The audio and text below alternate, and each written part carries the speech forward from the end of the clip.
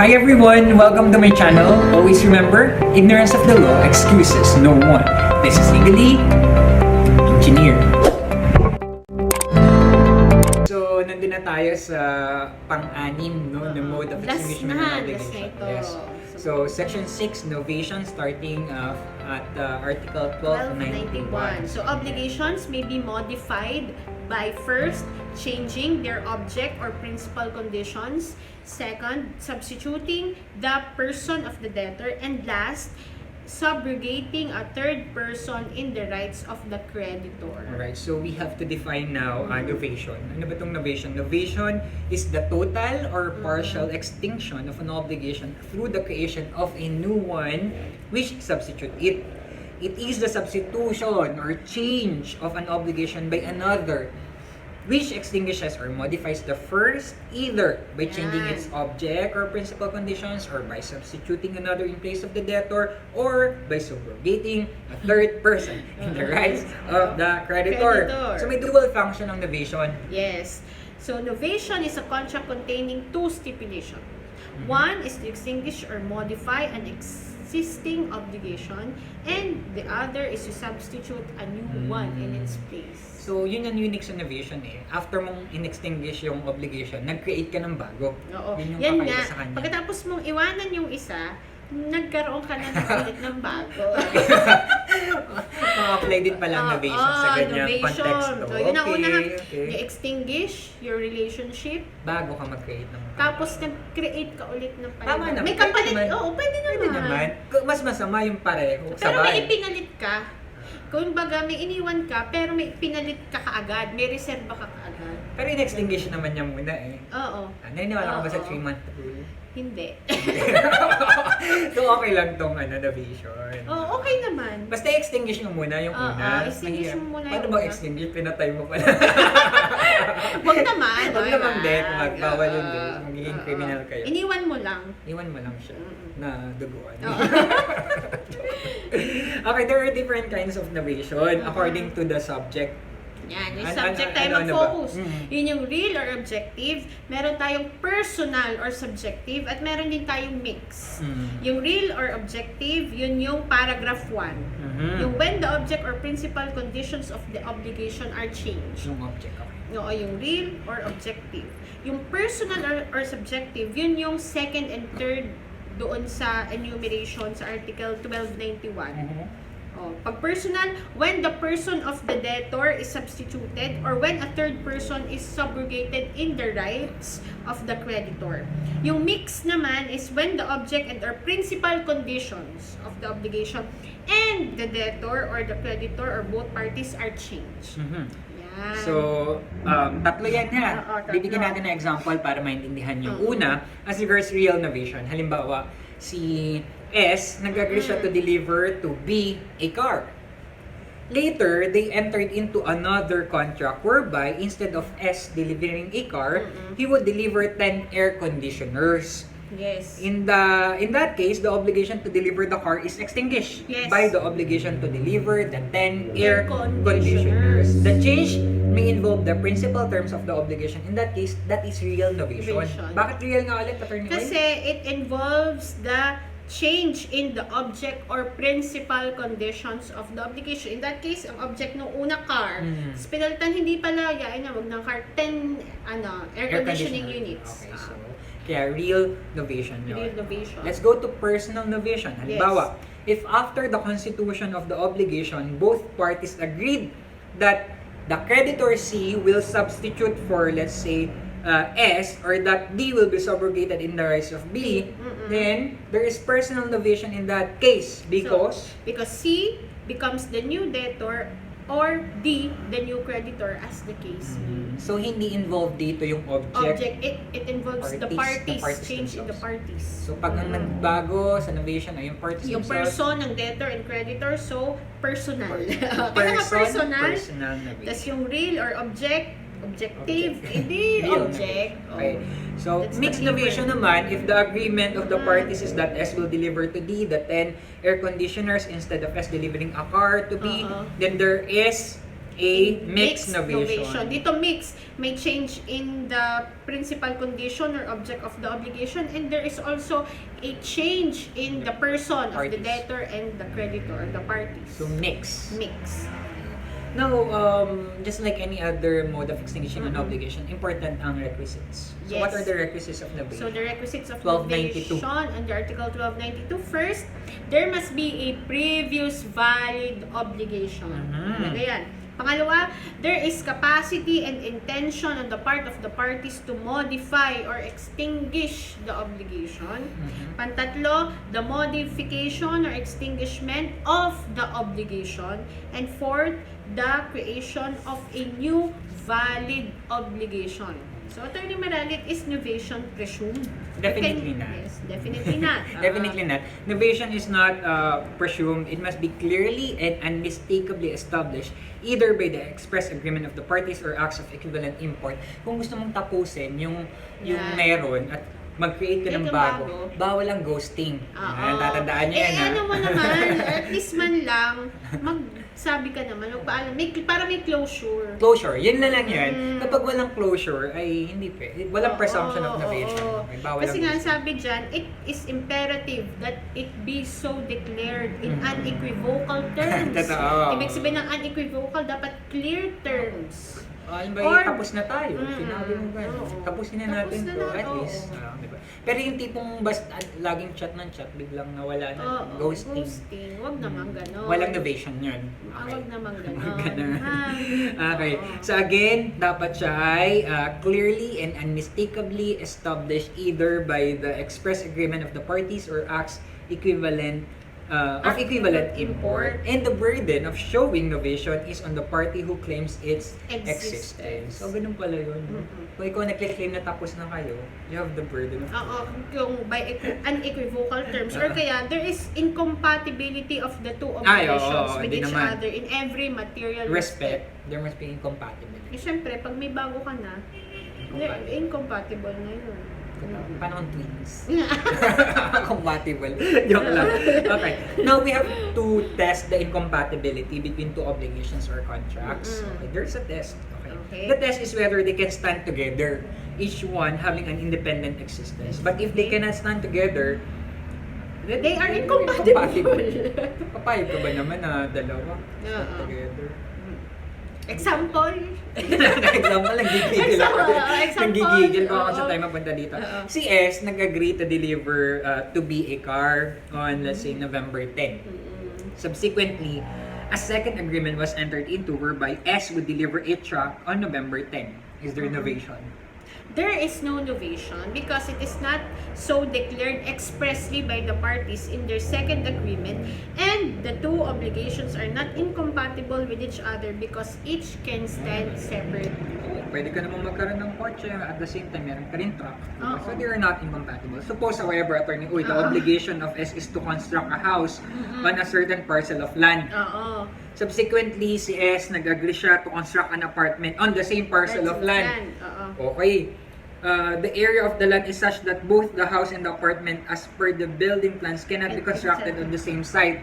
Can there be novation? There is novation in this case, even in the absence of an express agreement to that effect, because the two obligations are absolutely incompatible with each other. So, kailangan, para magkaroon ng novation, kailangan una, it must be declared in unequivocal terms or clear terms. Dapat klaro. Or kung hindi naman klaro, napaka-incompatible nung first and second obligation para may novation.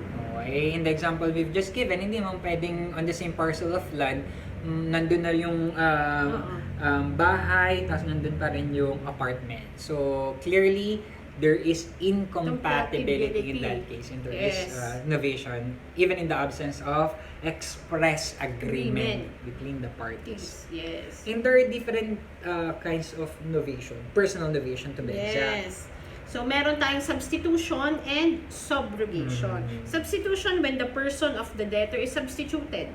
Ang subrogation when a third person is subrogated in the rights of the creditor. So, kapag ang person ng debtor, ang substitution yun. Mm. O, di ba, sa personal novation.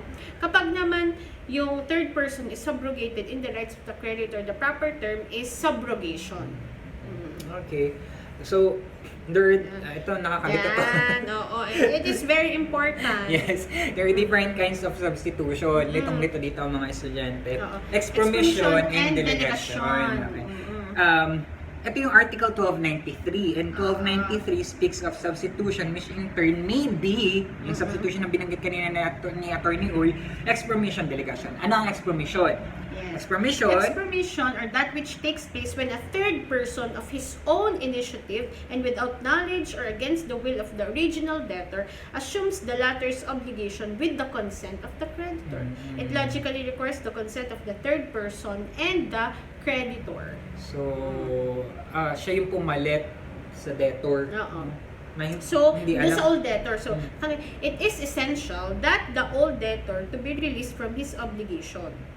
Otherwise, there is no expromission. So, ang nag-initiate dito yung third person. Na siya na lang yung magbayad. Maging debtor. Yes. So, the old debtor is relieved or released from his obligation. So, ang necessary lang dito na consent ay kay third person, who is the debtor, and the creditor.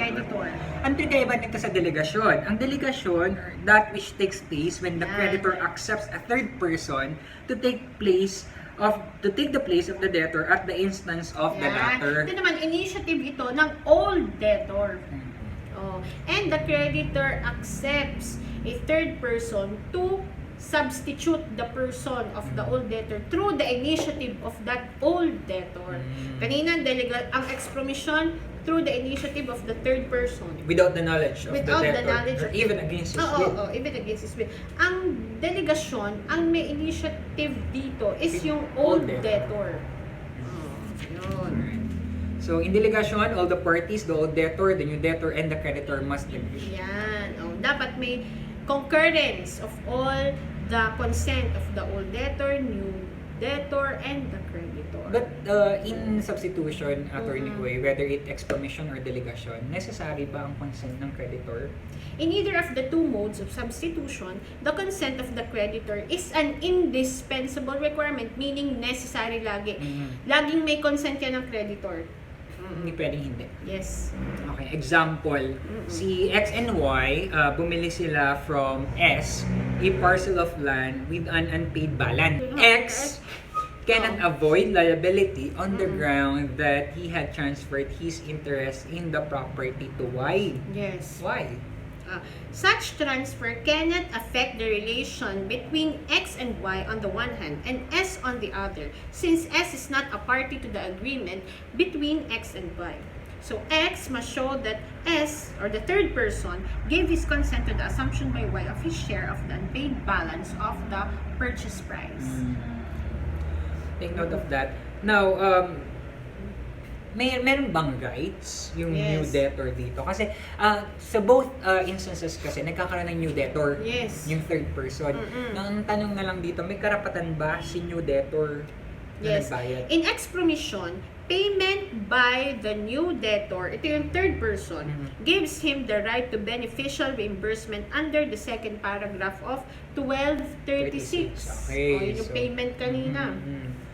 Dito naman, if the payment was made with the consent of the original debtor's own initiative, ito yung delegasyon, the new debtor is entitled to reimbursement and subrogation under 1237. So, this was discussed previously dun sa payment. So, kapag may consent, Yan na naman. may knowledge ni old debtor, Reimbursement and plus subrogation. Pero If pag wala, reimbursement. Na-discuss na yan, paulit-ulit yan kanina. True. Now, another article na important to discuss under novation is Article 1294. Yes. Which provides that if the substitution is without the knowledge or against the will of the debtor, the new debtor's insolvency or non-fulfillment of the obligation shall not give rise to any liability on the part of the original debtor. So, ano daw ang effect of new debtor's insolvency or non-fulfillment of the obligation in expromission? Yes, in expromission, the new debtor's insolvency or non-fulfillment of the obligation will not revive the action of the creditor against the old debtor whose obligation is extinguished by the assumption of the debt by the new debtor. Thus, in the second example given above, if there is expromission, they will no longer be liable to C in case of insolvency of T or non-fulfillment by T of his obligation. Kasi nga, because ang logic dyan, kasi sa expromission, the replacement of the old debtor is not made at his own initiative. Yes. Oh, And third nag-consent person- naman nag-consent si creditor. So, Oh. yung expromission, the Logic creditor, lang to, logic. the creditor Okay. is taking it at his own risk. Yes. No? Kasi at the time na nagkaroon na ng expromission, extinguish na ang obligation ni old debtor. So, hindi na siya kabat-usap dito. Yes. So, kung maging insolvent man yung new debtor, hindi magiging liable or the creditor cannot go against the old debtor ulit.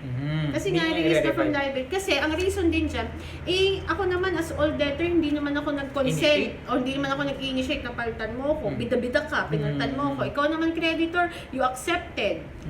Therefore, I'm not liable. Yes. So, that's Article 1294. However, my obligation as an old debtor will not be revived. Okay. So, however, as regards Article 1295, pagdating naman sa delegasyon, syempre, may initiative na dyan yung old debtor. Therefore, dahil may initiative ng old debtor or yung old debtor nag-initiate, liable siya in case of insolvency ng new debtor. Insolvency. Take note na in this Or case, non-fulfillment of the obligation. Okay. In this case, it must be noted that the article speaks only of insolvency. If the non-fulfillment of the obligation is due to other causes, the old debtor is not liable. Ang sinasabi dyan.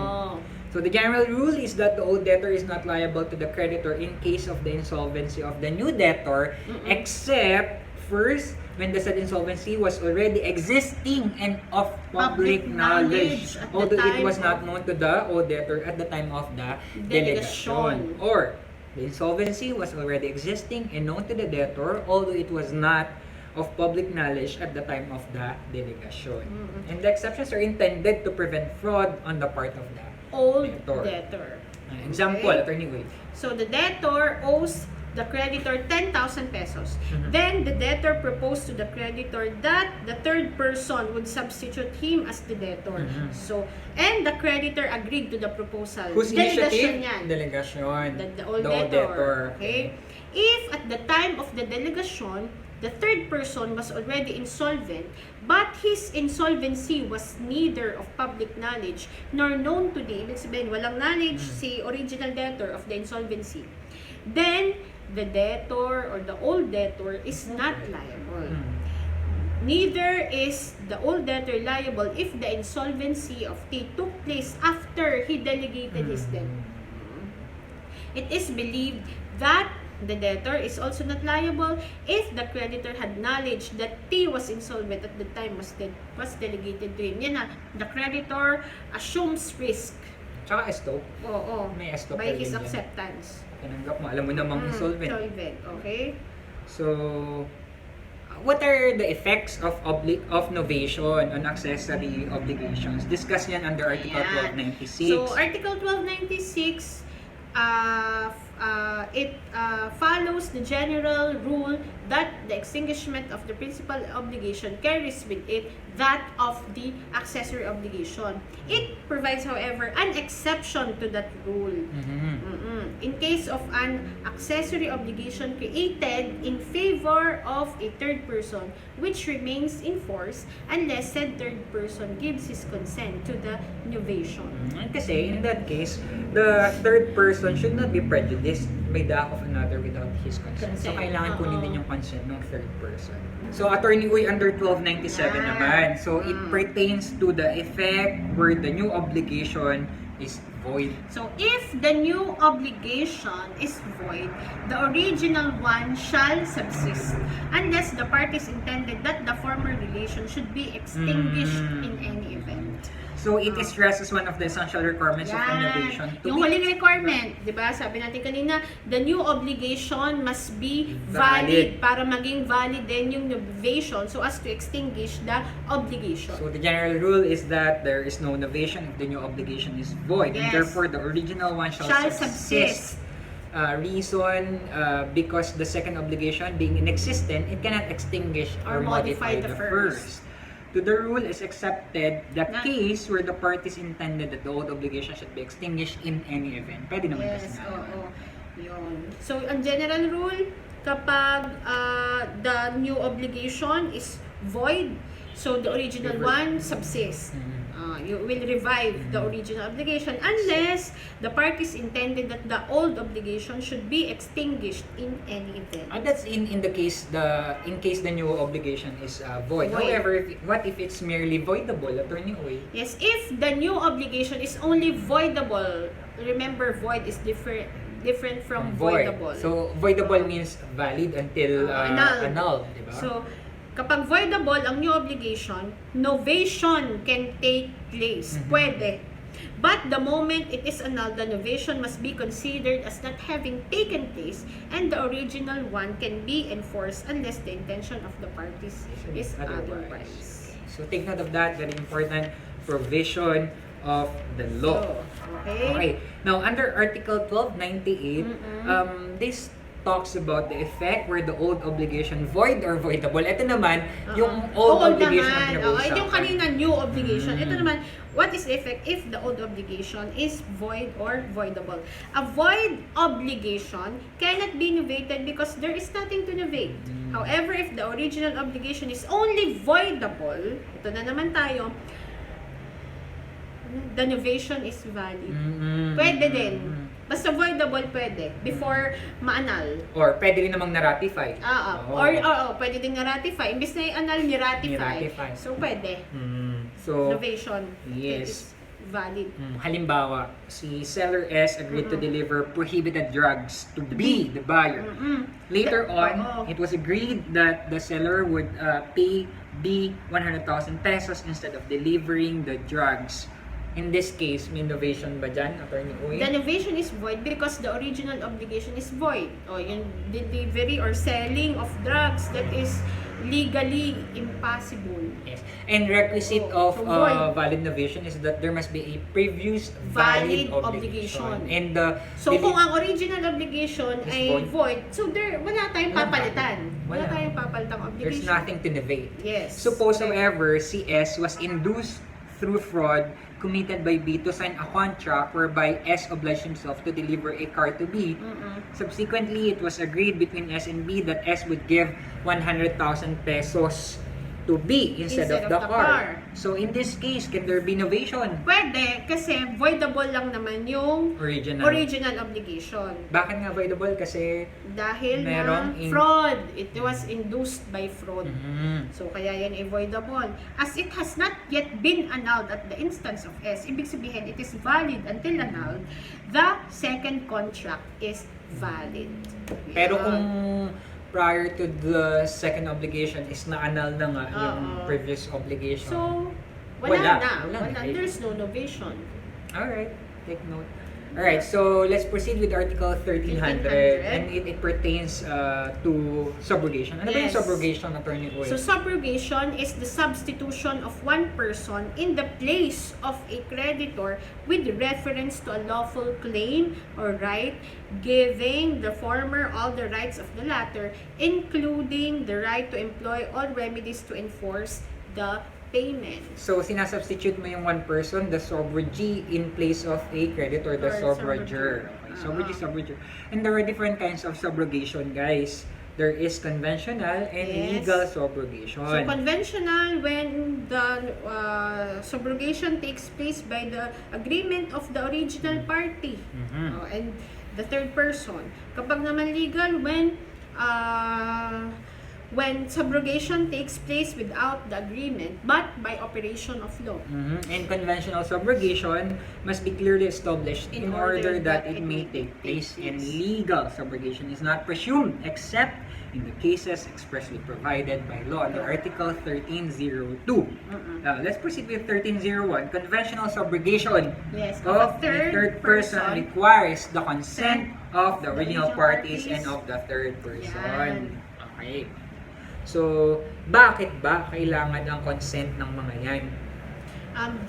The consent of the debtor is necessary because he becomes liable under the new obligation to the new creditor. O yan. And ang consent naman ng old creditor is necessary because his right against the debtor is extinguished. Yes. At yun namang new creditor, kailangan ng consent ka because he may dislike or distrust the debtor. So, tatandaan niyo yan na consent ng lahat ng parties ay required in conventional subrogation. Okay. Alright, so on that note, Attorney Uy, we've just discussed the modes of extinguishment of the obligation up to from payment up to novation. And take note that under Article 1231, yung anim doon na diniscuss natin, may karagdagan pa yun na apat. Ano nga yung apat na yun, Attorney So yung Uy? apat, yan yung annulment, rescission, fulfillment of a resolutory condition, and prescription. Alright, so take note of that 10 modes of extinguishment of an obligation under Article 1231. Yes. And on that note, we are officially closing the discussion as regards obligations. Obligations. Alright, so we're just done with obligations, and on our succeeding video lectures, we'll be starting in the discussion of contracts. Alright, so again, if you have any questions, please don't hesitate to put it in the comment section below, and we'll do our best to answer all of your questions. Yes. So again, I'm Attorney Bendrick A. Maralit. And I am Attorney April M. Uy. Lagi nagpapaalala, ignorance of the law excuses no one. See ya! Bye-bye!